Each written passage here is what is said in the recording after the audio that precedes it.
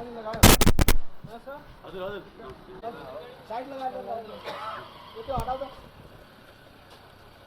त्यो हटाइको त म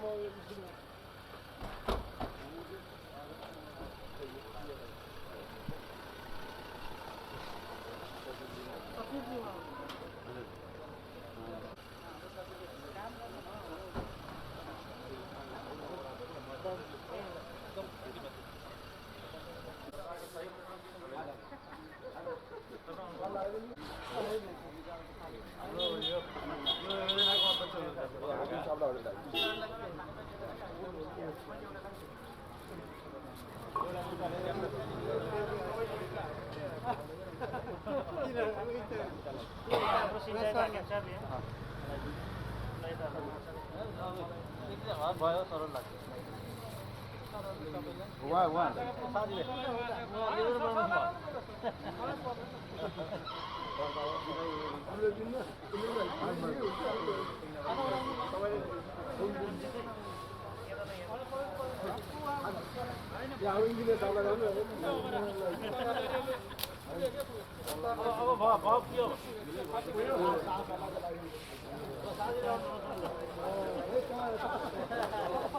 रविनजीलाई विक्रमजीलाई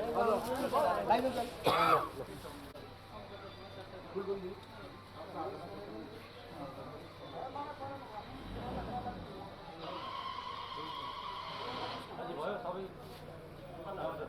फिल्डमा जान्छ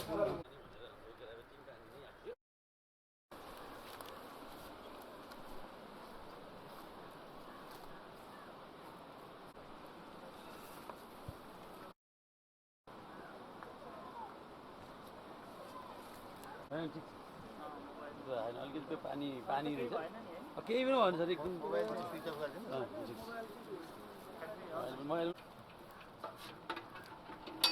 आउनुहोस् सर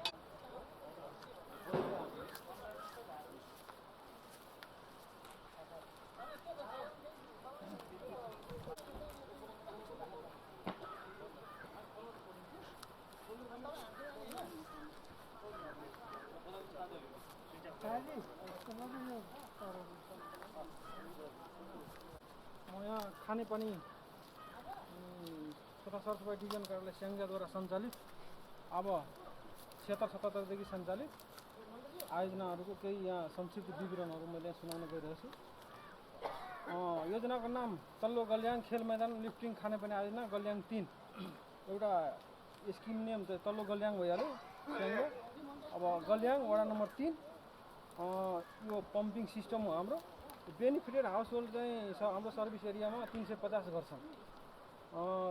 पपुलेसन लगभग 1448 छ। सर्वे इयर 76-77मा हो। कम्प्लिटेड 77-78मा भएको। नम्बर अफ सोर्स एउटा छ। वाटर सोर्स स्प्रिङ छ। यो हाम्रो इन्टेक यहीँनिर छ। त्यो इन्टेक छ अनि त्यहाँ भल्भ चेम्बर छ। अहिले त बढी पानी भएर चाहिँ मूल चाहिँ माथि देखिएको हो, नत्र चैत वैशाखमा जम्मा 1.5 LPS पानी मात्रै हुन्छ पऱ्यो। यहाँ हाम्रो 50 घनमिटर आरसीसी यहाँ चाहिँ ट्याङ्क हामी बनाएको छौँ, सम्पवेल बनाएको छौँ 50 घनमिटरको। 50 घनमिटरको सम्पवेल छ। त्यसपछि यो बााउन्ड्री वाल भइहाल्यो। त्यसपछि पम्प हाउस एउटा यहीँ हो। विद्युतीकरण हामी गरेका छौँ। अनि प्राइभेट ट्याप 350 भइहाल्यो। प्रोटेक्सन वर्कका कामहरू माथि गरेका छौँ। त्यसपछि ट्रान्समिसन पाइपलाइन चाहिँ हामीले 1.35 किलोमिटर छ। अनि डिस्ट्रिब्युसन उहाँहरूको पहिलेदेखि सिस्टम छ सर। हामीले गरेको के हो भने उहाँहरूको पानी एकदम अभाव थियो। यो पानी लगेर हाम्रो उहाँहरूको एक्जिस्टिङ आरबिटी 3वटा छ। एउटा डिसी बनाएर 3 आरबिटीमा हामी पानी थपिदिएको छ। यति काम गरेको हामीले। त्यसपछि योजना पूर्ण चाहिँ कम्प्लिट भएको छ। अनि हाम्रो इस्टिमेटेड कस्ट उहाँहरूको वितरण लाइन पनि थियो 3,97,00,000 थियो। त्यसमध्ये 72,50,000 मात्रै प्रविन सरकारबाट खर्च भएको छ। अब हामीको इन्डिभर्ट अब कामै छैन त्यहाँ। उहाँहरूको एउटा चाहिँ मूल ठुलो मूल छ, त्यो चाहिँ ल्याएर यहीँ थप्ने अब लिफ्ट गर्ने कुरा छ। त्यो मूल उहाँहरू मिलाउँदै हुनुहुन्छ। त्यो मूलको कारणले गर्दा योजना यस्तो हो। वर्षामा त हामीलाई त्यति कठिन छैन। यो वर्ष बजेट छैन सर, यो वर्ष छैन। वर्षाको लागि हामीलाई कठिन छैन। वर्षामा पानी धेरै छ। मूल माथि अनि किन त्यो त सिधै माथि चढ्छ जाँदैन सर। हाम्रो कमान्ड त्यो यस्तो छ सर, किन यहाँ ल्याउने होइन यहाँ ल्याउँदा हामीलाई फाइदा के हुन्छ भने सर अब यो कस्ट एन्ड डबल कस्ट हामीले गर्नु परेन नि लिफ्टिङको त सबै कुरा यही पम्पले हुने भयो सबै पाइपको लागि मात्रै हामीले पम्प राख्दाखेरि क्यापासिटी बढ्दैन नि त तपाईँहरूको पम्पको क्षमता बढाउनु पर्यो पाइप चेन्ज होइन यही पाइपले नै यही पाइपले धान्छ त 3 इन्चको पाइप पनि धान्छ त्यसले राम्रै सुक्खा सिजनमा पानी कम छैन मोटर पाइप भए पनि अहिले पुरा पानी उहाँलाई पुगिरहेछ चैत वैशाखमा 3-4 महिना चाहिँ उहाँलाई अभाव हुन्छ सर 4 महिना लगभग हामीलाई हामीलाई फागुनदेखि लिएर भनौँ न फागुनको लास्ट अन्तिमदेखि लिएर अलि अप्ठ्यारो समयको लागि मात्रै थप्न अहिले त हामीलाई प्रशस्त पानी छ यहाँ मूल भएको कारणले यो ओभरफ्लो नै भएको छ ग्राभिटीबाटै हालेर त सकिन्छ त्यही सुक्खा समयको लागि मात्रै अहिले पहिले हामी त यो मान्के खोला खानेपानी लगभग 40 वर्ष अगाडि सम्पन्न भएको योजना थियो त्यो योजनालाई यो पानीले अत्यन्तै थप गरेको छ कि यहाँ भएका सम्पूर्ण दाजुभाइ दिदीबहिनीहरू अहिले खानेपानीबाट अत्यन्तै सहज भएको छ यो तल्लो गलिङ लगायत हाम्रो यो चिन्ने पानी टोलको योलाई त्यसपछि क्याम्पसलाई बहुमुखी क्याम्पसको विद्यार्थीहरूलाई पनि यो पानी अत्यन्तै सहज भएको छ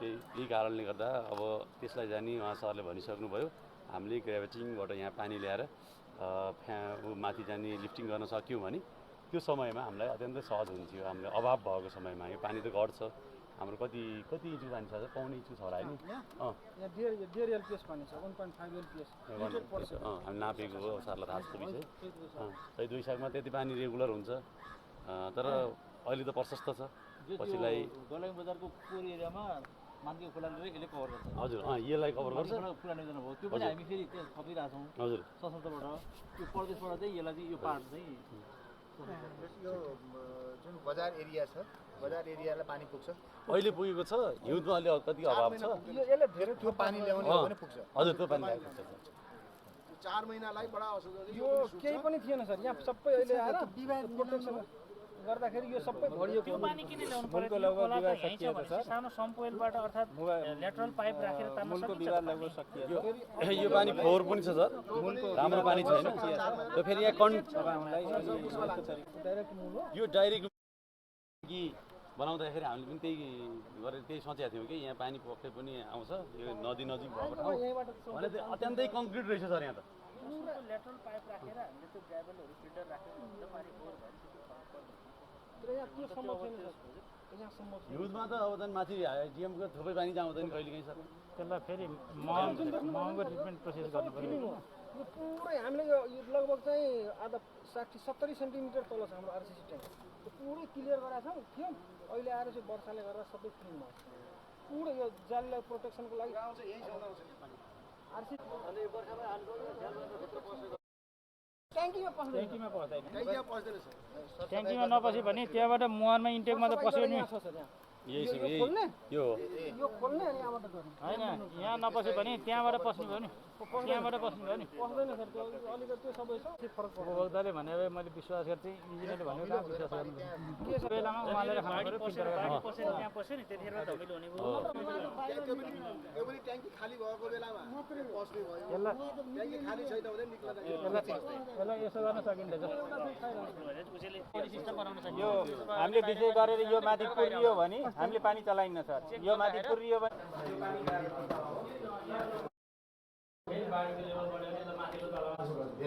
धेरै हाइटमा पर्दैन यो मात्रै राख्ने यति मात्रै हाइट बढाएर सफिटको हाइट बनाएर राख्ने पनि माथि त तल राखी पनि हुने रहेछ कि त्यसलाई चाहिँ माथिल्लो मान्छे बस्ने सबै हाइट बनाएर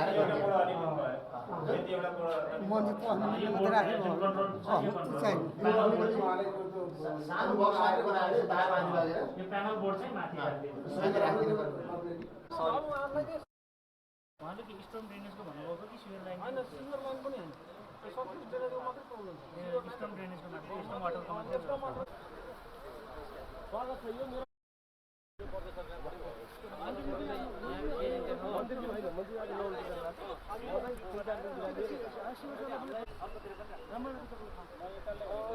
यस्तै छ हेर्नुभयो है एउटा चाहिँ बनाउनु पाउने भयो हामीले अलिक थोरै रकम छुटिएको छ त्यसलाई जाने सरहरूलाई अहिले 15 लाख थियो बाँकी छैन 4 लाख 15 लाख यही काम चाहिँ गरेको पोरै भएको छ अलिकति बाँकी 10 लाख अलिक अहिले सुरु गराउनु भन्नु यो सिनेरियो भने हाम्रो नानी तल्लो गलिङलाई पनि अलिकति खतरा भयो जस्तो धेरै सेभ गरेको छ यसले यो त पुरै जानी थियो नि सर हेर्नु त बजार त्यस्तो छ यस्तो छ यो नबनेको भए अहिले हाम्रो जानी नै थियो कि प्रदेश सरकारलाई यसको उमा पनि एकदम अत्यन्त धन्यवाद छ अब हामीले यो नभए हामीलाई अत्यन्तै अब अप्ठ्यारो थियो अलिक भने धेरै स्टोमाट यो नयाँ कन्सेप्ट सराइमा मात्रै अनि चाहिँ बल्ल अगाडि गयो उहाँको देन हो उहाँले त हामीलाई बारम्बार घच्याएर यो त गर्दिनै पर्छ यसलाई त वर्षा लागेपछि हामीले सुत्नै पाउँदैनौँ अहिले त्यहाँ क्यास मैले ड्रेन बनाएर नि क्यास ड्रेन बनाएर यसरी गरेको भए एउटा मात्रै चिटले हुन्थ्यो अहिले दुईटा चिट बनाउँछ अहिले यस्तो थियो कि सर माथिबाट एउटाले हुँदैन पाट छ कि त्यो माथिको हाम्रो ढल सिद्धार्थ राजमार्ग छ नि सिद्धार्थ मात्र माथि एउटा आउने ढल नि भिन्दा भिन्दै छ 5वटा सेक्टर बनाइसकेको छ यताको उता जाँदैन अब हामीले यो लाइनको नबनाइ हुँदैन यहाँ यस्तै यो बारेमा हामी सल्लाह गर्छौँ हजुर सर समस्या यहाँ आयो यो ठुलो समस्या हो सल्लाह गर्छौँ मान्यज्यूलाई पनि यो अनुरोध गरेँ हामी समस्या बुझ्ने भनेर तपाईँहरूको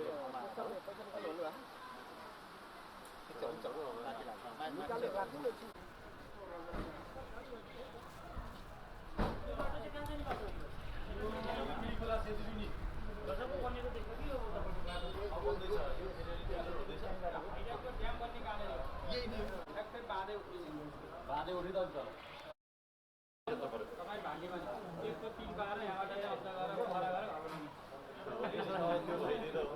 सधैँ त्यही भन्दा यहाँको जनताहरूले हाइड्रोको विषयमा त कुरै नगर्नु भन्ने मात्र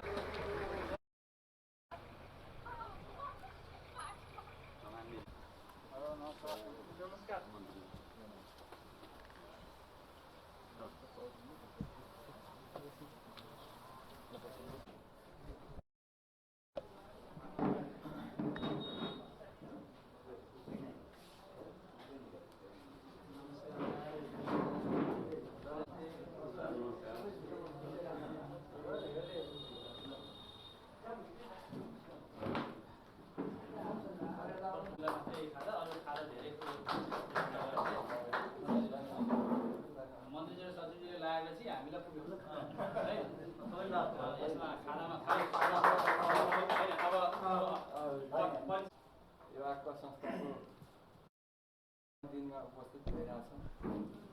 हाम्रो यो संस्था एसियाकै एउटा नमुना हो जहाँ हामी भूमिहीनलाई पनि जग्गा दिइरहेछौँ र पानीमाथिको जुन स्रोतको अधिकार हो त्यो स्रोतको अधिकार भूमिहीनलाई पनि दिएर बनाइएको एउटा समावेशी समानुपातिक सहभागितामूलक एउटा सिँचाइ प्रणाली जुन डेभलप गर्न हामीले विकास गऱ्यौँ।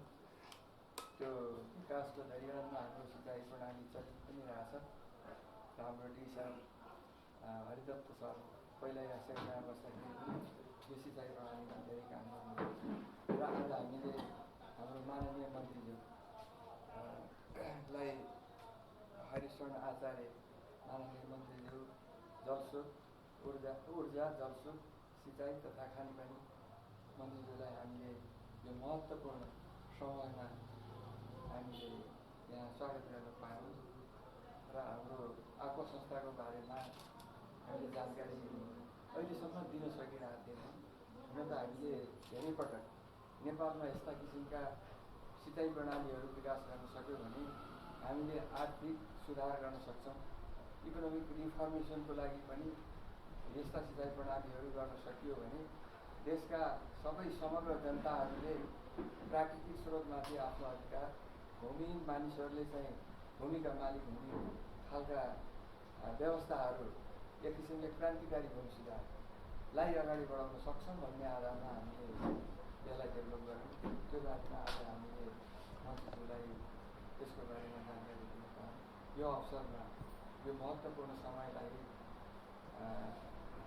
ध्यान दिँदै यो प्रणालीको बारेमा चाहिँ जानकारी दिनको लागि र यो प्रणालीलाई स्तर उन्नति गर्नको लागि जुन हामीले कुराकानी गरिरहेका छौँ मन्त्रीज्यूलाई हामीले त्यो सबै कुरा दिने मौका आजको सन्दर्भमा यो घडीमा भेटाउँ र म उहाँलाई धेरै धेरै हार्दिकता साथ स्वागत गर्न चाहन्छु। यो यस समयमा त्यसपछि हाम्रो सचिव साहब उहाँसँग मैले पहिलो पनि कुराकानी गरेको थिएँ। त्यस्तो खालको सिँचाइ प्रणालीको व्यवस्था भयो उहाँसँग मैले भेटौँ भएको छैन र उहाँले पनि धेरै इन्ट्रेस्ट राख्नुभयो। उहाँले यो नयाँ खालको एसियामा मात्रै नभएर वर्ल्डमा विश्वमा यस्तो खालको कुनै पनि सिँचाइ प्रणाली छ मैले थाहा पाएँ एउटा सामान्य एउटा केन्याको अफ्रिकाको एउटा देश केन्या भन्ने देश छ त्यस्तै सिमिलर सिँचाइ प्रणाली पुऱ्याउने काम गरेको छ है मन्त्री त्यस्तो खालको सिँचाइ प्रणाली उहाँलाई जिम्मेदारी लगाएको थिएँ र आज सचिवज्यू मन्त्रीज्यू सबैलाई यो आदिवासी सिँचाइ प्रणाली यो सिस्टमको चाहिँ अवलोकन गराउने जुन अवसर पाइयो हामी आज जनताहरू आभारी छौँ र मैले के पनि भन्न चाहन्छु भने हाम्रो यहाँ प्रति हेक्टर चाहिँ 5 टन हामीले बर्खामा धान उत्पादन गर्छौँ र हिउँदमा चाहिँ लगभग हाम्रो 6 टन जति हाम्रो हिउँदो धान उत्पादन उत्पादनको हिसाबले पनि हाम्रो यो सिँचाइ प्रणाली र यो सिँचाइ प्रणाली सालैमा सिँचाइ हुने प्रणाली छ र हाम्रो आलुको कमिटी अहिले हाम्रो 60 आलु हामीले उत्पादन गरिसकेको आलु हामीले हाम्रो दिदीलाई एकपल्ट बिउहरू सप्लाई गर्छौँ यो सन्दर्भमा धेरै मैले भनिरहेको छु भन्दा हाम्रो एउटा भिजुअल छ के भएको अब सबै कुरा भिजुअलले पनि देखाउँछ पुनः मन्त्रीज्यू सचिवज्यू लगायत हाम्रो दिशा र यहाँ उपस्थित हाम्रो वडा अध्यक्षहरू हुनुहुन्छ र हाम्रा साथीहरू बोर्ड प्रतिनिधि साथीहरू सबैलाई स्वागत गर्दै मैले चाहिँ अब फेरि हामी सबै को हो भनेर जानकारी गर्नुभयो एउटा छोटो कार्यक्रमलाई अगाडि बढाउँदै त्यसपछि हामी यो भिडियो हेर्नेछौँ भिडियो हेरिसकेपछि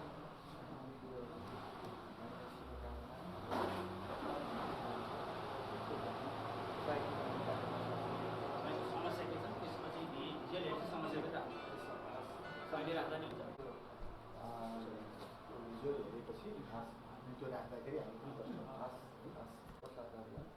म यो आदिखोला सिँचाइको अध्यक्ष र राष्ट्रिय सिँचाइ जलउपभोक्ता महासङ्घ नेपालको वरिष्ठ उपाध्यक्ष पनि हो मेरो घर पाल्पाबाट यहाँबाट हाम्रो यो सिँचाइले पाल्पा र स्याङ्जा दुवै क्षेत्रलाई ओगट्छ यो कालीगण्डकी पारी चाहिँ हामीले पुलबाट पाइप तारेर त्यहाँ पनि सिँचाइ गरेका छौँ यो एउटा चाहिँ सिँचाइ कमान्ड एरियाको क्षेत्र नमस्कार म हरिदत्त पौडेल यसभन्दा अगाडि म भौतिक पूर्वाधार विकास मन्त्रालय त्यसपछि ऊर्जा जलस्रोत तथा खानेपानी मन्त्रालयमा म महाशाखा प्रमुख थिएँ जलस्रोत सिँचाइ र ऊर्जा महाशाखा प्रमुख अहिले म त्यहीँबाट 16 भएर जस्ट 10-12 दिन अगाडि जलस्रोत तथा सिँचाइ विकास डिभिजन कार्यालय स्याङ्जाको चाहिँ डिभिजन प्रमुखमा आएको छु योभन्दा अगाडि म 2 चोटि चाहिँ यही सिँचाइ योजनामा इन्जिनियरको रूपमा काम गर्ने मौका पनि पाएको थिएँ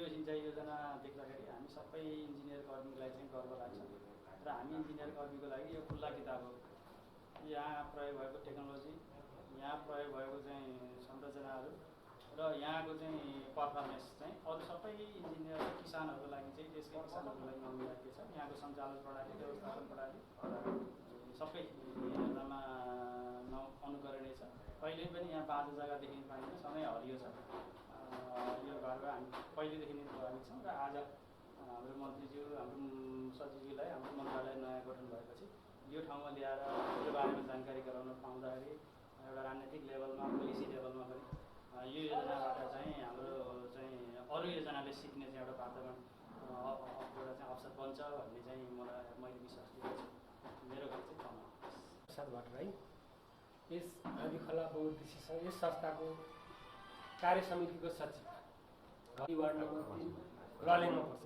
हस्त नमस्कार। मेरो नाम हरिकला अर्याल गणपा 11 दिमित घर मेरो पर्छ। म पूर्व अध्यक्ष सदस्य पनि हो यहाँको र अहिलेको लेखा जाँचबुझको गलिङ नगरपालिका यसैवटा वार्ड नम्बर 3 पर्छ यो यसैवटा वडा अध्यक्ष आज मान्यज्यू लगायत हाम्रो सचिवज्यू सम्पूर्ण टिमलाई गलिङ नगरपालिका वार्ड नम्बर 3 मा हार्दिक स्वागत गर्न चाहन्छु र अध्यक्षजीले यसको विषयमा धेरै कुराहरू राखिसक्नुभयो। मलाई लाग्छ यो हाम्रो प्रदेशकै गौरवको योजना हो। त्यसै कारणले अब सिँचाइ मन्त्रालयबाट हामीले यसलाई विशेष रूपमा हेरेर यसलाई अझै अपग्रेड 30 वर्ष जति भइसक्यो होला। हामीले यो पुल भन्दा पनि हामीले जाने पुलको माध्यमबाट पानी तार्ने काम गरेका छौँ, पाइपको माध्यमबाट यहाँ। त्यसैले ती पुलहरू पनि अत्यन्त जीर्ण अवस्थामा भएको छ। र अर्को महत्त्वपूर्ण कुरा 5 नम्बर प्रदेश र हाम्रो यो गण्डकी प्रदेश, लुम्बिनी प्रदेश र गण्डकी प्रदेशलाई इरिगेसनको रूपमा हामीले यसलाई लिएको छौँ। र यो गलेङ नगरपालिका वार्ड नम्बर 3 बाट पानी गएको छ हाम्रो पाइप माध्यमबाट, जमिन मुनिबाट। त्यो पाइप विस्फोट भयो भने हामीलाई अत्यन्तै यो गाउँ ललिङ गाउँलाई अत्यन्तै प्रभावित पार्ने अवस्थामा छ। यसको लागि दीर्घकालीन सोच पहिले घटना हुनुभन्दा अगाडि नै हामीले कसरी यसलाई स्लो गर्न सक्छौँ भन्ने खालको न्यूनीकरण गर्नको निम्ति हामीले यसलाई सोच्नुपर्छ जस्तो मलाई अनुभव भएको छ, अनुभव लागेको छ। सबै यहाँ अझै हाम्रो यो जमिन फेरि अत्यन्त कच्ची जमिन। अहिले यो हाम्रो ललिङको तल्लोपट्टिको भाग धेरै खस्किसकेको छ। टनेलको यहीँबाट टनेल गएको छ, यहीँबाट यो गलेङ यही 3 नम्बर वडाबाट। त्यसले गर्दाखेरि पनि अत्यन्त जमिन कच्ची, त्यसमा चाहिँ नि पानीको माध्यम पनि त्यस्तै छ। त्यसै कारणले गर्दा अत्यन्त सेफ गरेर लैजानुपर्छ जस्तो म तपाईँहरूको बिचमा यो कुरा राखेँ। अरू कुरा त अध्यक्षजीले धेरै कुराहरू महत्त्वपूर्ण कुराहरू यहाँ प्रस्ताव भएको छ। सबैलाई हस्, नमस्कार। नमस्कार, म खेमराज ढकाल, जनता समाजवादी पार्टीको जिल्ला अध्यक्ष। यो आदिखोला बहुउद्देश्यीय पानी बोक्दा समितिको नाम प्रत्येक पटक सुनिने, यसको प्रत्यक्ष अवलोकन गरौँ भनेर आज यहाँ आएको। नमस्कार, मेरो नाम शिवलाल भट्टराई, मेरो घर यही र म यहाँको चाहिँ जातपूजा आएको चाहिँ अध्यक्ष।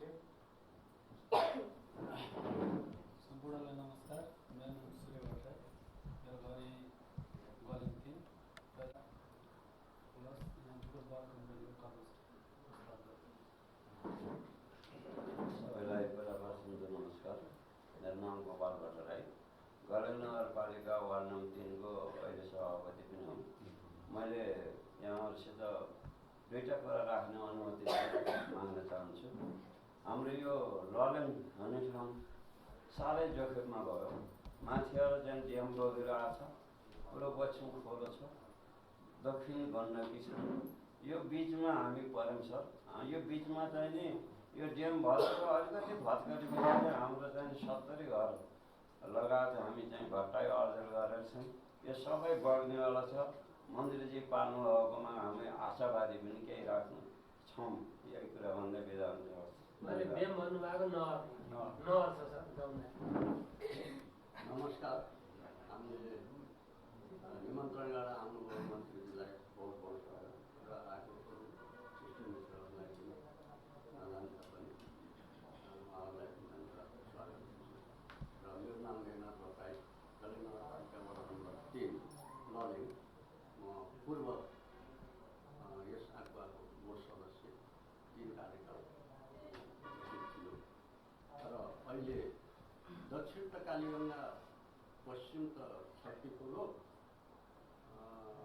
पूर्व भद्रखोलो र उत्तर दिशा नहर, यस 4 किल्लाभित्र हामी परेका छौँ। र तलतिरबाट कालीगङ्गाको आपले तानिराखेको हुँदैखेरिमा हामी 70 देखि 80 घर हामीले धेरै उगार्यौँ। हिजो पनि विभिन्न ठाउँबाट आउनुभयो, हाम्रो कुनै सुनाइ भएन र यसको लागि हामीले मन्त्रीज्यू माननीय अनुरोध गरेर हात जोडेर चाहिँ कसरी हुन्छ यसको चाहिँ उपाय गरिदिनु होला भन्ने चाहिँ अनुरोध गर्दै। नमस्कार, मेरो नाम मीना भट्टराई। अरू केही देख्दैन। ठिक छ, धन्यवाद। म सोमनारायण अधिकारी, गलेङ नगरपालिका वार्ड नम्बर 11 यस्ता कथाहरूलाई खरिदलाई र समस्या त सरहरू गजल प्रदेशहरू गलेङ साह्रै जोखिममा र ठुलो जीर्ण अवस्था हुन्छ। मानवीयहरूले त्यही हेर्नुहुन्छ भने आशा राखेर म बिदा हुन्छ। नमस्कार, मेरो नाम सिंह खरेल, म जलसुका सिँचाइ कार्यालयका। नमस्कार, चिन्तामणि झरेल, गलेङ नगरपालिका वार्ड नम्बर 3 ललिङ नगर। यस आदिखोला बहुउद्देश्यीय पानी रोका संस्थाको प्रबन्ध अब अध्यक्षज्यूले पनि कुरा राखिसक्नुभयो, मन्त्रीज्यूसँग, सचिवज्यूसँग, अनि युनियन प्रमुखज्यू पनि हामीसँग यही हुनुहुन्छ। यो ललेङ बस्ती प्लस आक्वा आक्वा भयो आक्वा गयो भने ललिङ बस्ती जान्छ ललिङ बस्ती गयो भने आक्वा जान्छ यसरी दुइटै ट्रेन छ यसमा यो बस्ती बचाउनको लागि हजुरहरूले के पहल गरिदिनुपर्छ गरिदिनु चाहन्छु। मेरो नाम गीता बस्याल गलेङ नगरपालिका वडा नम्बर 2 बर्दु कार्य समितिको सदस्य। सबैजनालाई नमस्कार। म विष्णुमाया सुवेदी गलेङ नगरपालिका 11 मेरो घर। मेरो चाहिँ यसै संस्थाको कार्य समिति सदस्य। यहाँलाई नमस्कार। मेरो नाम गिरिराज भण्डारी र घर गलेङ नगरपालिका 3 बर्नडा हाल यस आक्वा बोर्ड सदस्य। नमस्कार, म बुद्धिसागर भट्टराई यस आक्वा संस्थाको कार्य समिति सदस्य घर गलेङ नगरपालिका 11। नमस्ते, म डोल प्रसाद खरेल। मेरो घर चाहिँ रूपन्देही। म चाहिँ डोल पावर कम्पनीको प्रबन्धक। डोल पावर कम्पनी र यो आक्वा एकअर्काको एकदमै परिपूरक भएको कारणले गर्दाखेरि सरहरू पनि आउनुहुन्छ भन्ने थाहा भएको कारणले म पनि यहाँ उपस्थित भएको छु। सबैलाई नमस्कार। म मोहनलाल भट्टराई। मेरो घर गलेङ नगरपालिका 11 अनि आनीखोला पानी उपभोक्ता समिति आक्वाको बोर्ड सदस्य र मभन्दा अगाडि परिचय दिने सम्पूर्णले विभिन्न समस्याहरू बोलाइसक्नु भएको छ अनि यो सिँचाइ प्रणाली बनेको करिबन 30 वर्ष भयो, सबै जीर्ण भइसकेको छ। यसलाई फेरि मन्त्रीजी अनि सचिवजी यी हिसाब चाहिँ आएको हुँदाखेरि उहाँहरूले पक्कै अब हाम्रो यो सिँचाइ प्रणालीलाई एकपटक पुनर्निर्माण गर्ने चाहिँ उससम्म पुर्याउनुहुन्छ भन्ने आशा लिँदै यहाँहरूलाई स्वागत गर्दै धन्यवाद दिँदै। नमस्कार, शिवशङ्कर शाह, खानापानी सरसफाइ डिभिजन कार्यालय स्याङ्जा निमिया। सबैलाई नमस्कार। म रोशन राकेश राई। म चाहिँ गलेङ स्याङ्जा। म एडमिनिस्ट्रेटिभ डिभिजनको सिनियर विभाग। सबैलाई नमस्कार। प्रेम प्रसाद ढोले, ऊर्जा जलस्रोत तथा खानेपानी मन्त्रालयमा सिनियर डिभिजन। नमस्कार, हरिप्रसाद देवी सिंह, खानेपानी तथा सरसफाइ डिभिजन कार्यालय स्याङ्जाको डिभिजन प्रमुख। म हालसालै करिब 10-12 कार्य भएको सबैजना नमस्कार। म कुमार तिवारी, म मानेजुको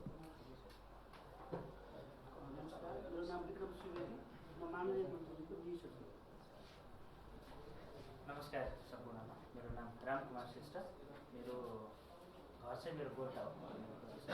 म ऊर्जा जलस्रोत तथा खानेपानी मन्त्रालयको सचिव। नमस्कार यहाँहरूमा। म हरिशरण आचार्य। म अहिले ऊर्जा जलस्रोत तथा खानेपानी मन्त्रालयको जिम्मा लिएर बसेको छु। म गोर्खाबाट निर्वाचित प्रदेश सांसद त्यहाँबाट निर्वाचित हो। त्रिपुरा जिल्ला गोर्खा पालनका नगरपालिका पर्छ। अरू कुरा म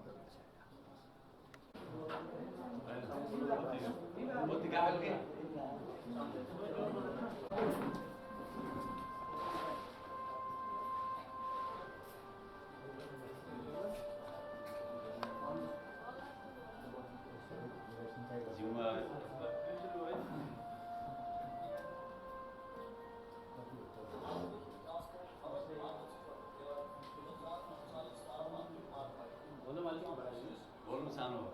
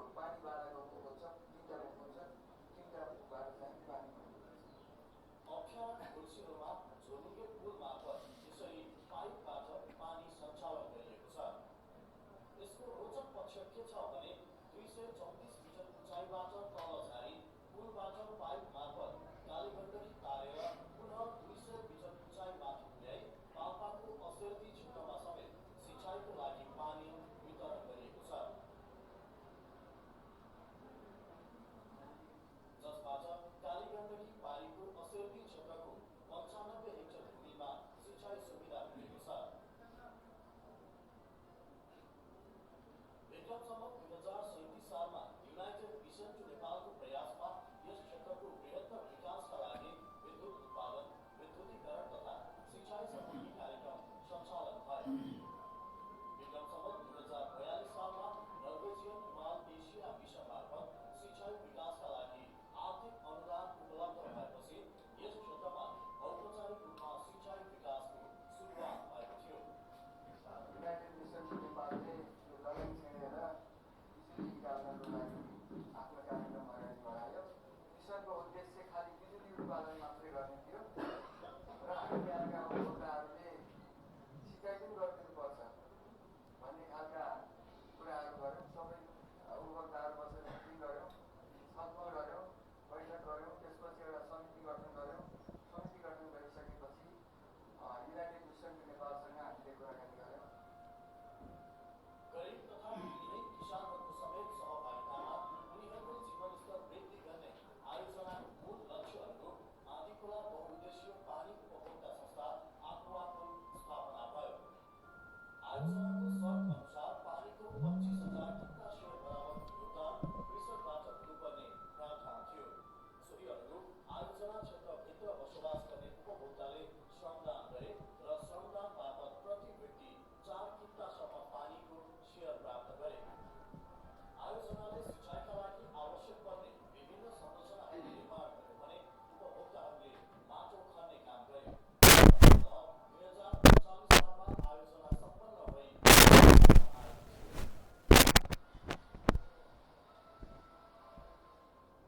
श्रमका आधारमा सेयर र सेयरको आधारमा पानीको अधिकार श्रमदान गर्ने सबै उपभोक्ताले समान रूपमा प्राप्त गरे। सोही सेयरको आधारमा हालसम्म पनि उपभोक्ताहरूले सिँचाइका लागि पानी प्राप्त गरिरहेका छन्। यो नेपालको 12 मास सञ्चालनमा आउने सिँचाइ योजना हो।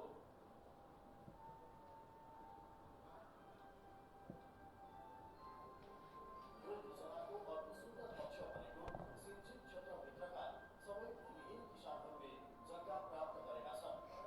परिवार सुरुमा चाहिँ काम गरेर खेतीपाती गरेर सबै कुरो खान्थ्यौँ।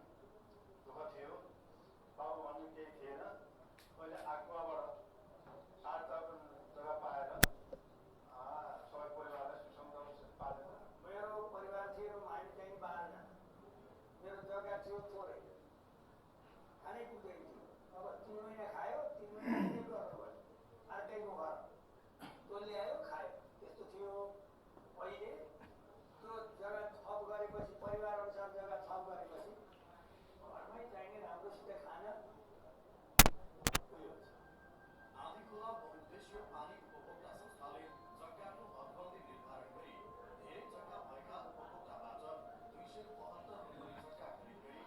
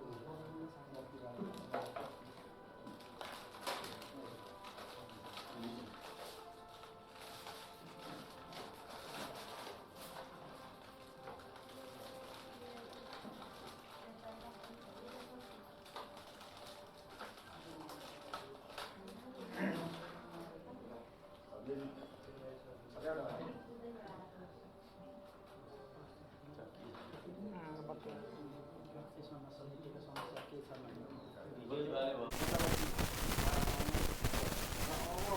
आगामी दिनमा के संस्थामा अगाडि बढाउनको लागि यहाँका सबै साथीहरूबाट परिचयको क्रममा पनि कुराहरू उठे।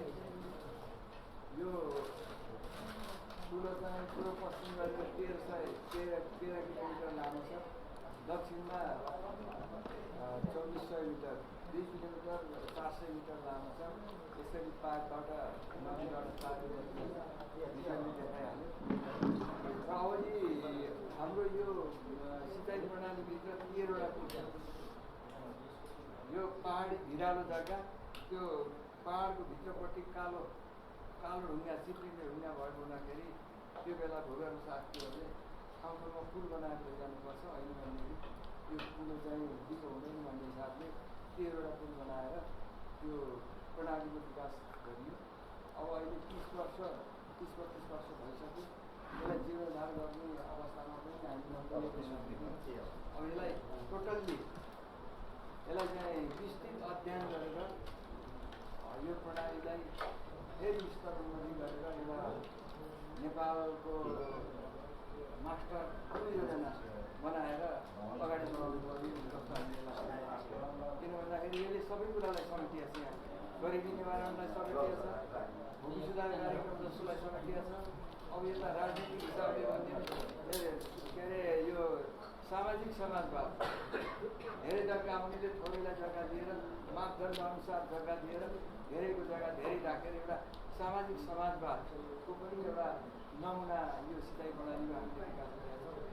अहिले साथीहरूले भने यो पुलहरू किन भइरहेको छ, यो हाम्रो पुलो यो अहिलेको बर्खाले धेरै ठाउँमा चाहिँ क्र्याक भएर पानी चलाउन धौधौ भयो।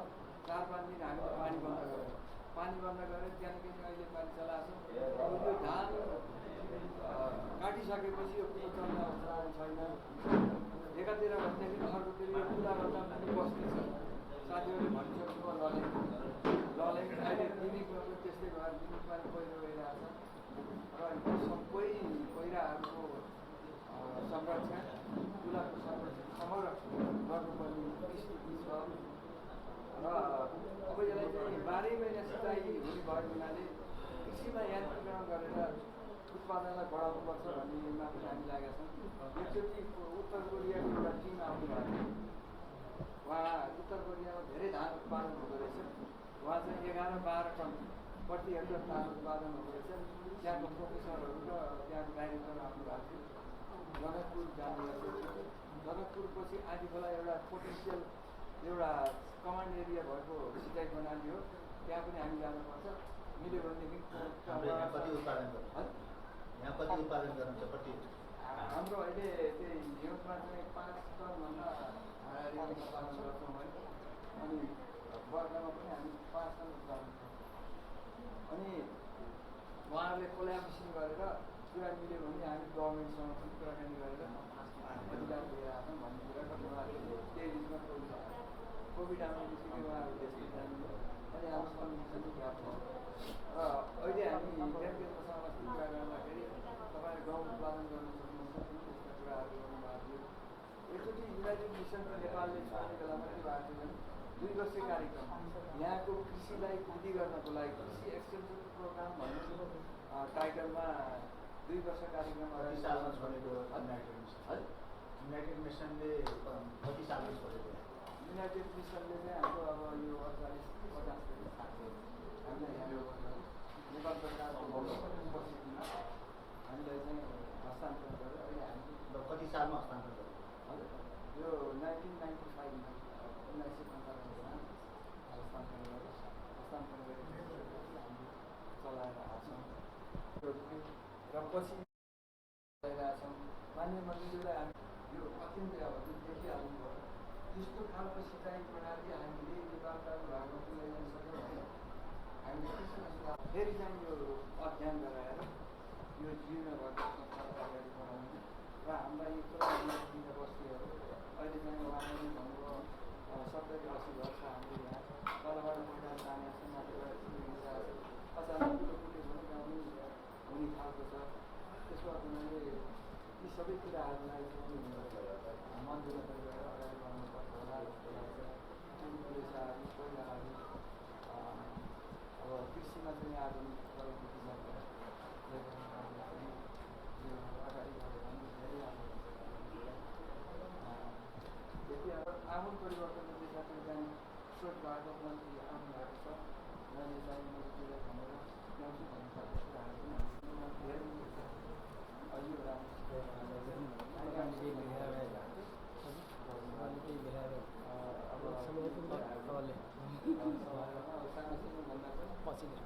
आज भोल यो तलका बस्तीहरूलाई संरक्षण गर्दै र यहाँको कृषिमा चाहिँ यान्त्रिकरण गर्दै अगाडि बढ्यो भने हाम्रो हुन सक्छ।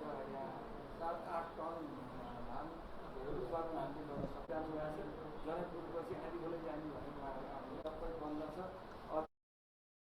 त्यसको लागि हामीले धेरै धेरै सहयोग गर्दै हजुरले यो चाहिँ यसको लागि एकदम नमुना सिँचाइ प्रणाली रहेछ, यसलाई चाहिँ अगाडि बढाउनु पर्छ भनेर हजुरले कलम खुवाइदिनु भयो भने यो चाहिँ अवश्य अगाडि बढ्छ होइन।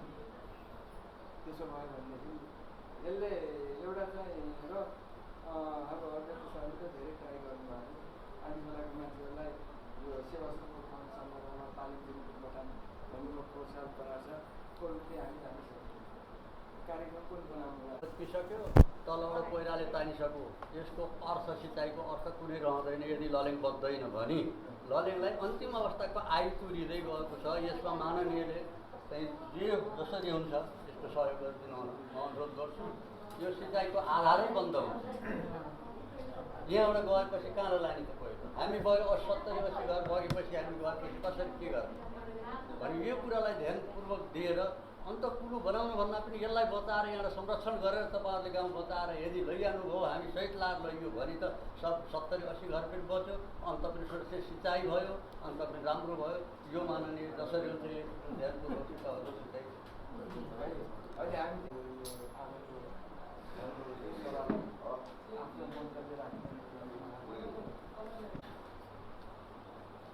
धन्यवाद।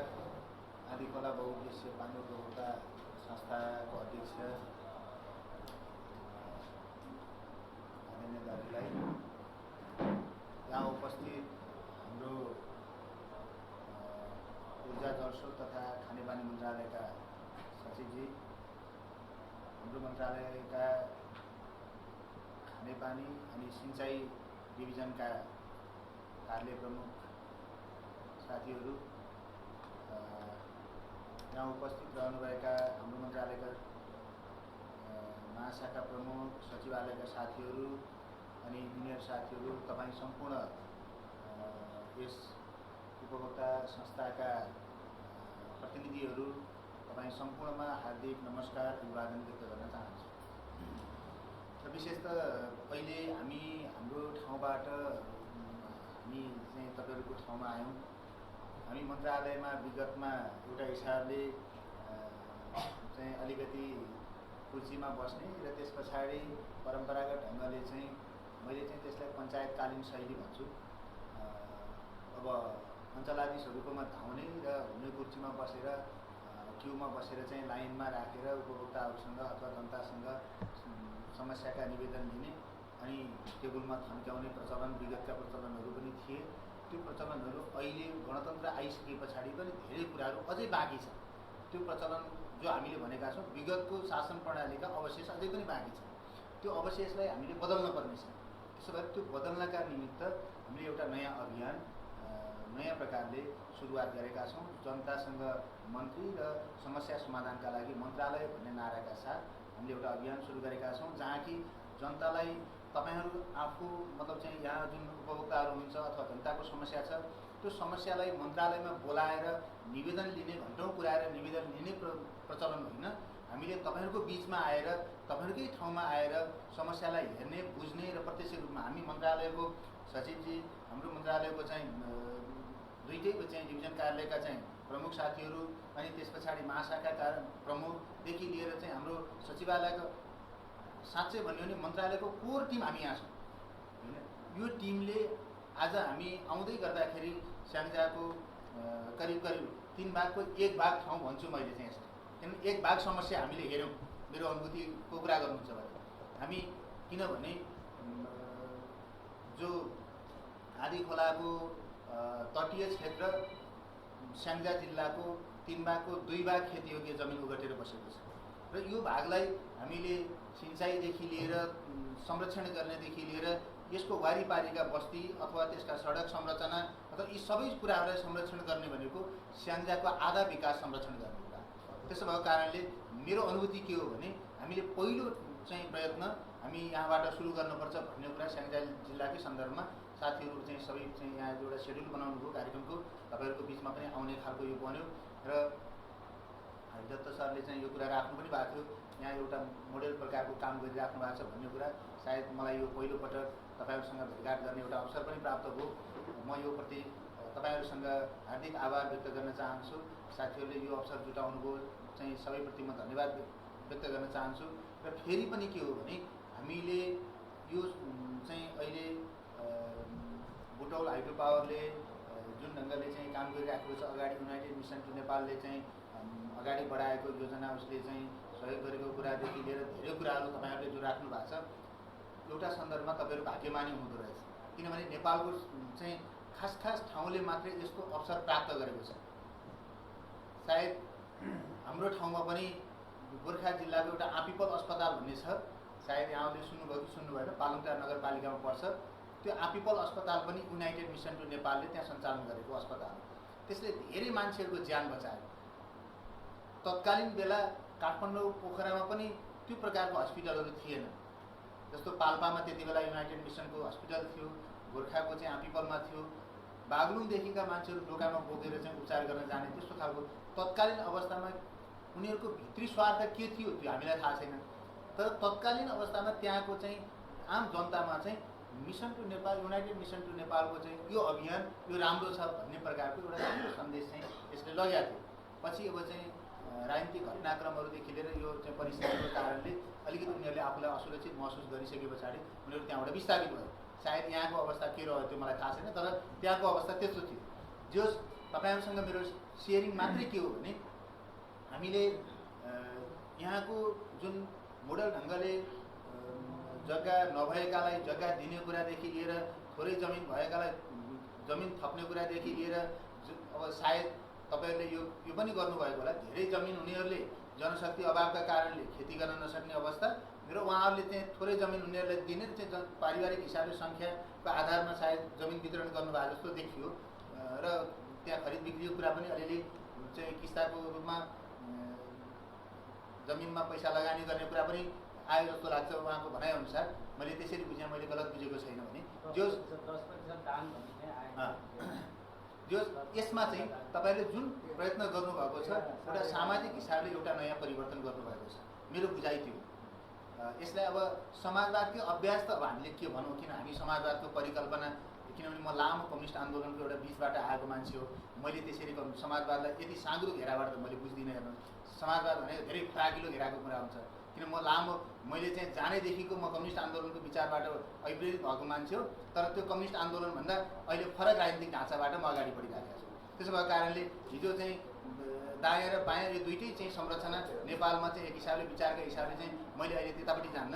त्यो सबै कुराहरू चाहिँ फेलियर भयो भनेर हामीले एउटा नयाँ वैकल्पिक सोचका साथ, नयाँ धारका साथ, त्यो कम्युनिजममा पनि होइन, त्यो चाहिँ प्रजातान्त्रिक समाजवादको बाटो पनि होइन, दुइटै बाटो चाहिँ नेपालको सन्दर्भमा नयाँ बाटो हामीले खोज्नुपर्छ भनेर हामी वैकल्पिक राजनीतिक शक्तिको रूपमा जनता समाजवादी पार्टी बनाएर हिँडेको मान्छे हो। त्यसो भएको कारणले डाक्टर बाबुराम भट्टराईले त्यसको नेतृत्व गरिराख्नु भएको छ। त्यो कारणले गर्दाखेरि हामी त्यो ठाउँबाट त्यो परिवेशबाट चाहिँ इलेक्टेड भएर आएका मान्छे हो।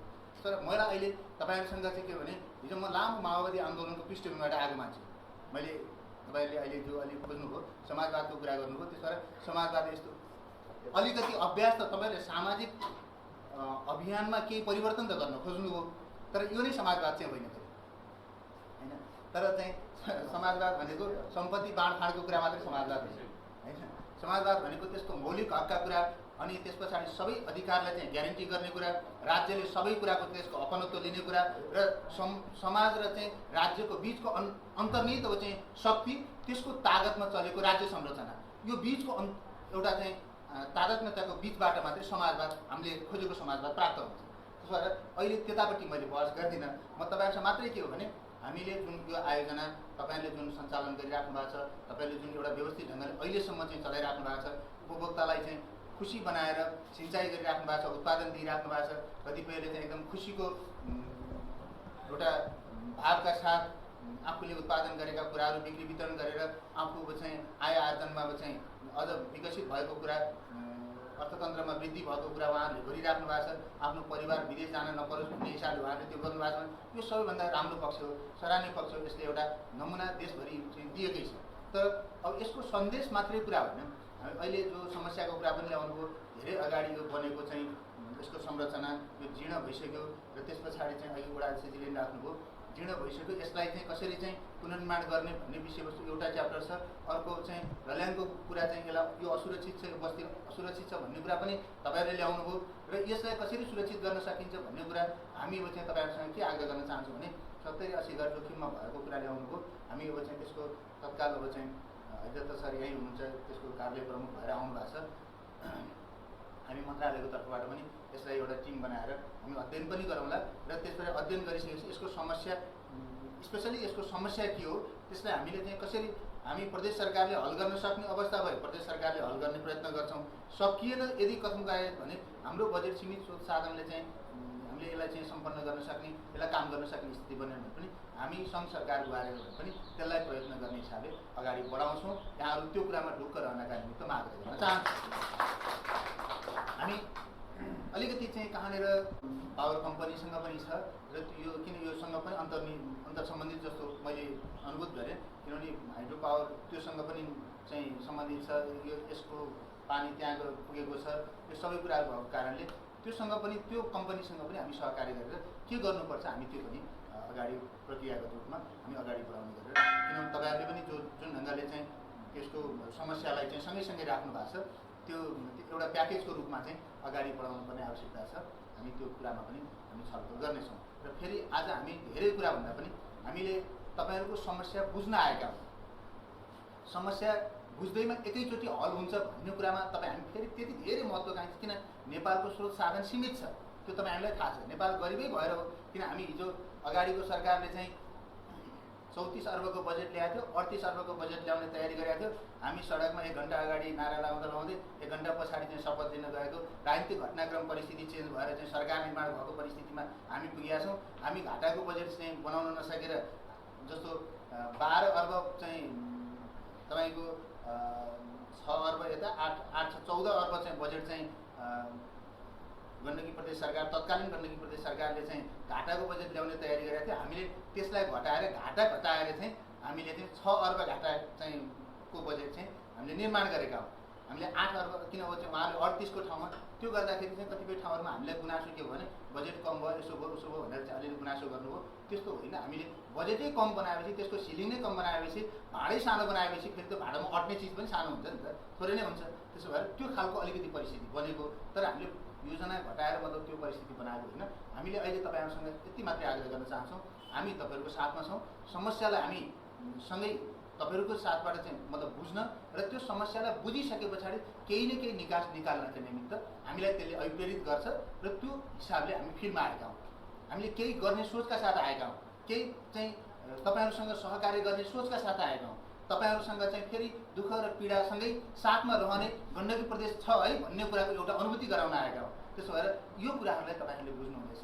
हामी फेरि आगामी दिनमा सँगै यो समस्यालाई समाधान गर्नका निमित्त यहाँहरूसँग मैले जस्तो तपाईँहरूले भन्नु होला यहाँ हुँदाखेरि चाहिँ हकमा यो समस्या उहाँहरूले सुनेर जानुभयो। हामीले मन्त्रालयमै गएर अलिकति फोर्स नगर्ने हो भने चाहिँ यो खालको चाहिँ हाम्रो माग सुनाइ हुँदैन कि भन्ने प्रकारको यो कति पनि नराख्नु होला, होइन।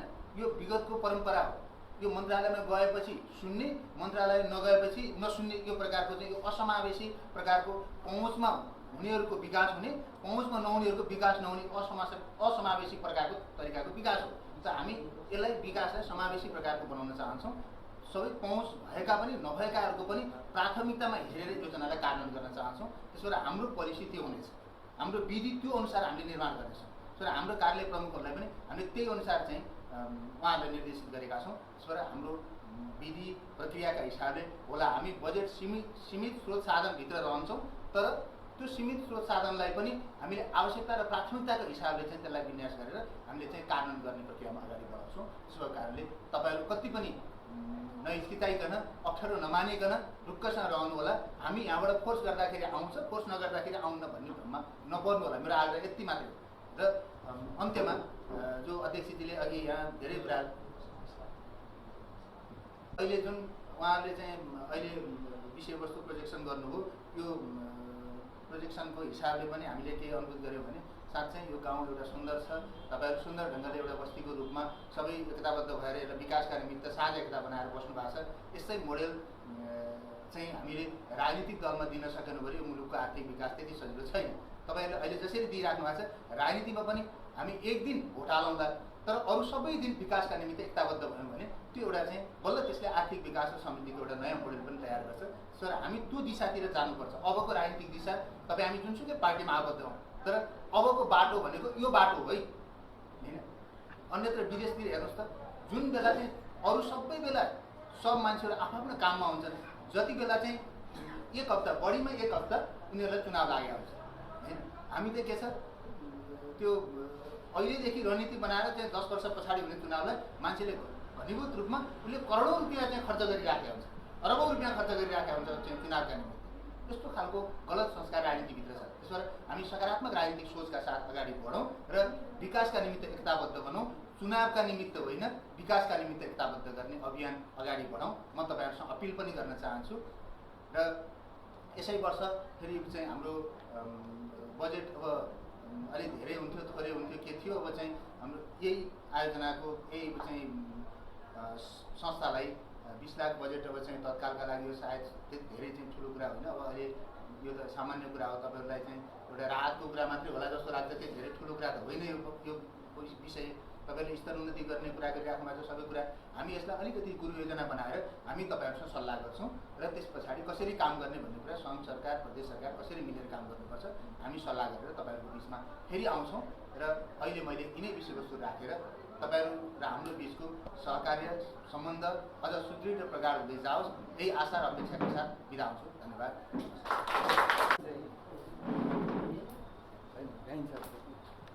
अगाडि बढ्छ भन्ने खालको यसको लागि हार्दिक धन्यवाद दिँदै अब हामी यसो थोरै थोरै नजिक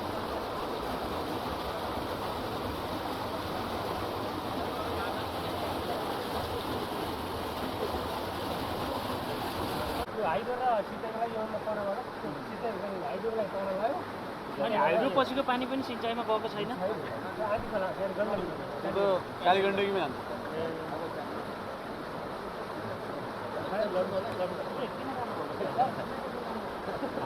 त्यहाँसम्म